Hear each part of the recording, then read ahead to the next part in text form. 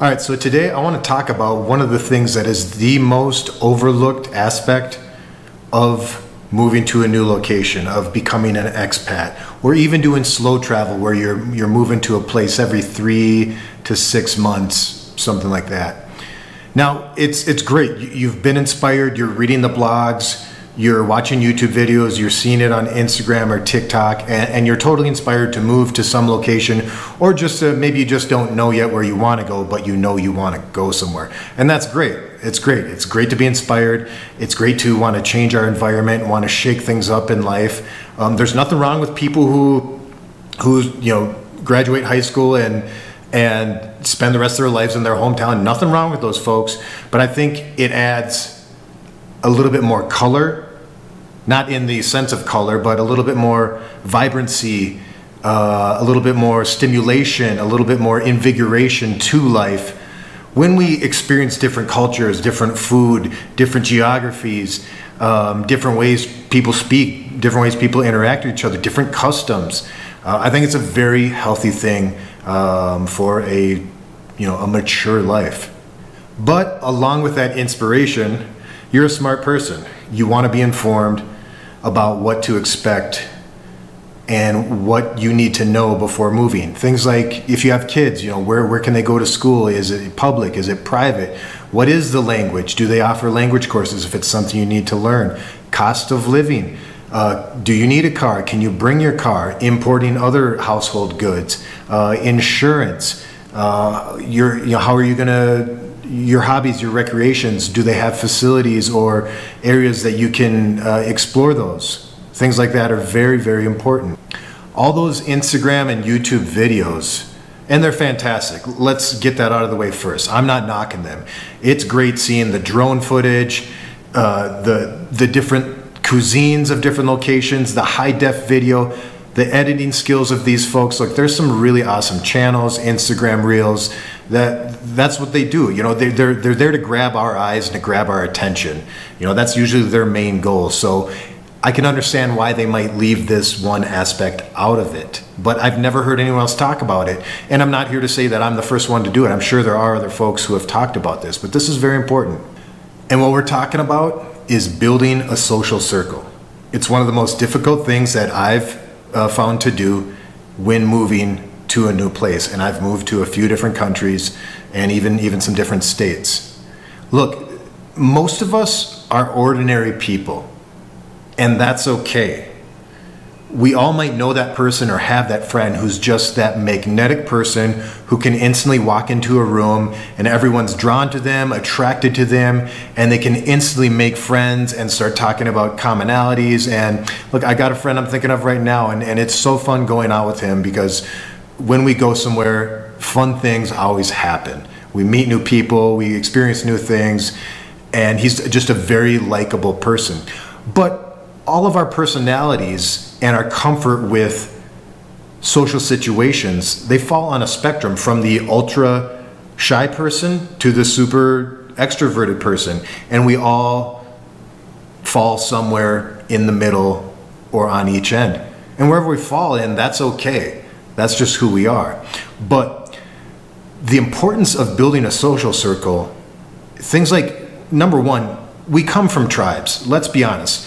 Our ancestral DNA biology, evolutionary biology, spent a lot more time in tribes of 100 to 150 people in constant connection and interaction and communication all day long because you needed each other to survive, more than the last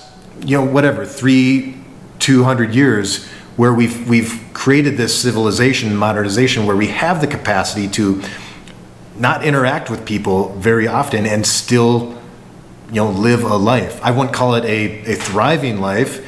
I believe connection and interaction with others is so important, especially after COVID. You've seen, or maybe you haven't, but the graphs of loneliness has just skyrocketed. We locked ourselves in, whether it was good or it was bad. I'm not going to debate that. But one thing that is undebatable is that humans need to interact with other humans more than just our own, 3-4 person family, or definitely if we're living on our own, more than just ourselves and our cat and our dog. Now, other things that are important about this, local advice, where to go, where not to go. Where, if you're going to some place like in Asia or Central America, South America, where's the good markets? Where's the good prices? What are the neighborhoods I should avoid, that I shouldn't even go there, let alone shouldn't even go there and take my phone out and be a target for any unsavory people, okay? If you like nightlife, where are the good bars? Where are the dive bars? For someone like me, where's all the different gyms? Where's the jiu-jitsu gyms? If you like books, where's a book club? If you're sober, where's the Alcoholics Anonymous meet at? Things like that are super important to know, and you're gonna speed up that process by having that social circle built up faster, or as fast as you possibly can. Now, one thing to remember when you move to a different country, I found this to be true, is that you're likely never gonna be treated like a local unless you go to one of those pockets where it's all expats.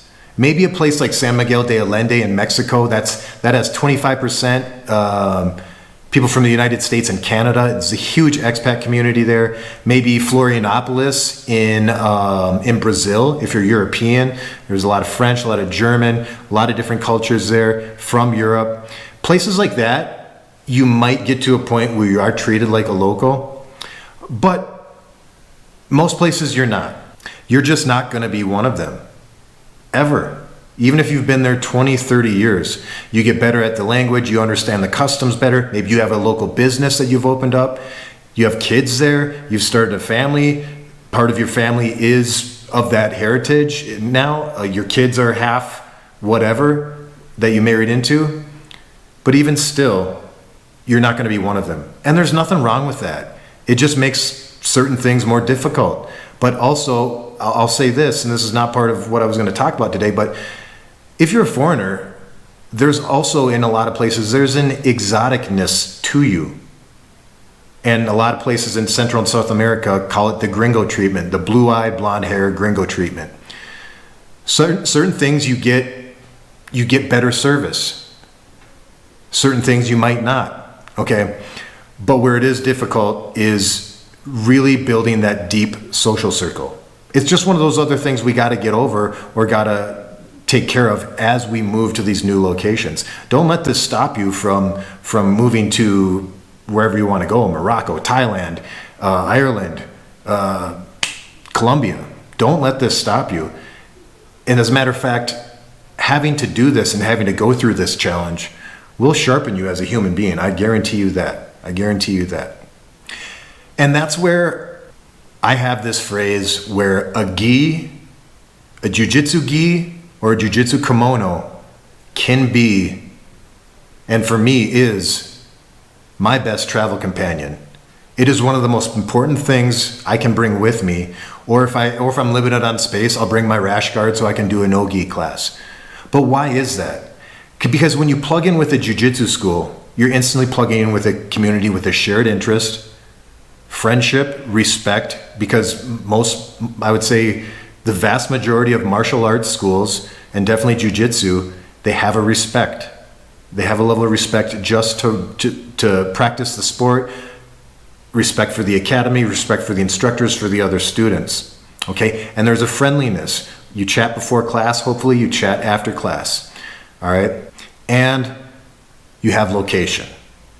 You're going to a school at a place where you have found interest to move there. And so a lot of those things we talked about earlier, where to go, where not to go, where's the best places to eat, where can I get the best tacos, where can I get the best noodles? You have a place instantly with a jiu-jitsu school or a taekwondo school or a book club or a yoga studio. Now the thing and so most other sports and most other hobbies, most, but not all, are gonna serve you like this. Okay? If you can find the community that you're part of, that you have an interest in, most of them are going to be able to help you this. But the ones that are going to help you build that social circle, because it's not just about the questions of your local area, where to go, where not to go, but you want friends. You want friends, because trust me, you're going to miss your friends and your family from back home. And building a friendship community, having a friendship community where you're moved to is just gonna dampen that sting a little bit. Look, I almost want to say there's no way to get over it. I'm always going to miss my family. I'm always going to miss my friends from back home.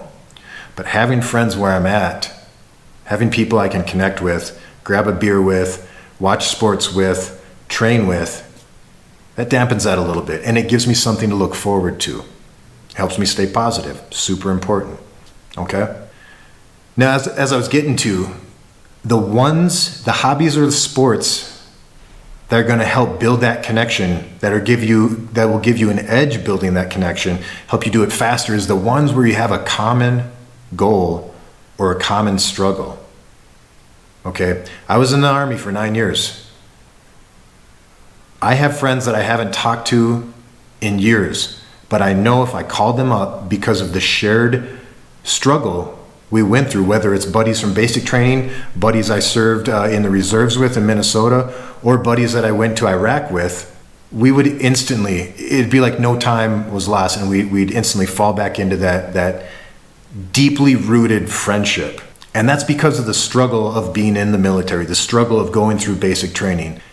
The way you're going to get that with the sports, with the hobbies, is that shared struggle, that shared common goal. There's nothing wrong with others' sports hobbies that might not have that. You still want to build that social circle. Super important.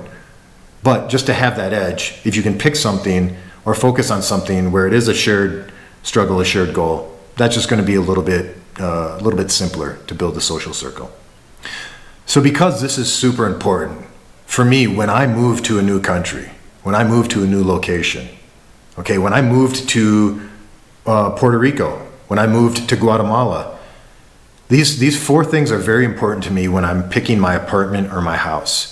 And that is the proximity to the Jiu-Jitsu Academy or academies, gyms, grocery store, and cafes. Gyms, Jiu-Jitsu academies, and cafes are all the things that can scratch that itch of needing social connection. See, even when I work at home remotely all day long, I still force myself almost every day, Monday through Friday, to go to a cafe after work and do some video editing, do some reading. Even if the only interaction I get is with the workers there, look, I don't think anyone will argue with me that it's unhealthy to work remotely at home all day, to make your dinner or to order your dinner, and the only interaction you have with is your coworkers on Zoom and the Uber Eats driver, and then you watch TV, watch movies, go to bed. Okay. I don't think anyone would argue with me that they would say that's healthy. Okay. I think we all know social interaction to a degree is necessary for a mature, fruitful, and vibrant human life. We go through periods of times where we connect more with others and connect less with others.